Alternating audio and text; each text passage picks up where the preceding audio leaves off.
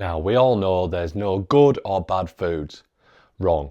Unfortunately, this is BS from manufacturers trying to sell you the food and get you addictive, and from really bad coaches trying to sell you the ultimate dream. Eat what you want, when you want. It's nothing to do with that. Still get the body of your dreams.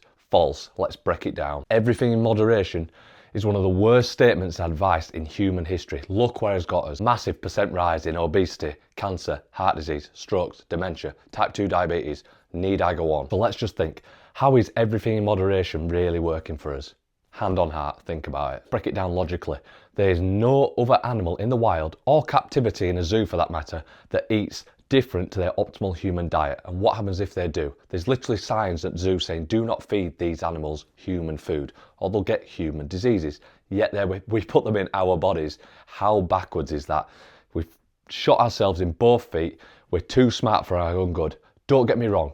If a lion could drive, don't get me wrong, it would drive to the supermarket and get this double-decker deep dish Domino's pepperoni crap, a family-sized bag of Doritos and a litre of ice cream, yes, because it tastes amazing. That is the point. It is manufactured to hit that bliss point, to light up your brain like a drug.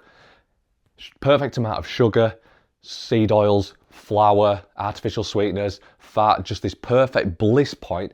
Boom, light up your brain like a Christmas tree. The supermarkets have become our drug dealers, and guess what? You can't moderate drugs, which is literally what this ultra-processed garbage of sugar, seed oil, flour, crap is actually doing to our bodies and our brain to keep us addictive, to keep spending money.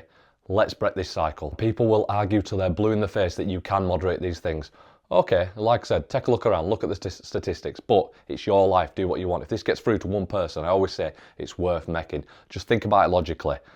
Would you ask a lion, would you ask a koala bear or a panda to moderate their diet? No, they have to eat the bamboo, they have to eat the eucalyptus leaves. A lion has to eat red meat. You go anywhere outside of that diet, they get sick, ill and potentially die.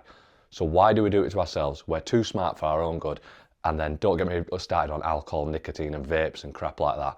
We're better than that. But yes, there absolutely are good foods that we're supposed to put in our bodies, like any other animal, mammal on the planet, and they absolutely are bad foods that aren't foods. They're just industrial chemical slops that are like where the lab rats and their experiments. So let's stop lying to ourselves. Let's stop lying to our clients. Let's stop lying to our family. Let's set an example. It might sound extreme for some people. You've probably turned this off by now, but for the people that are still listening, this is here to motivate them and say you can do it. People might see the solution as restrictive.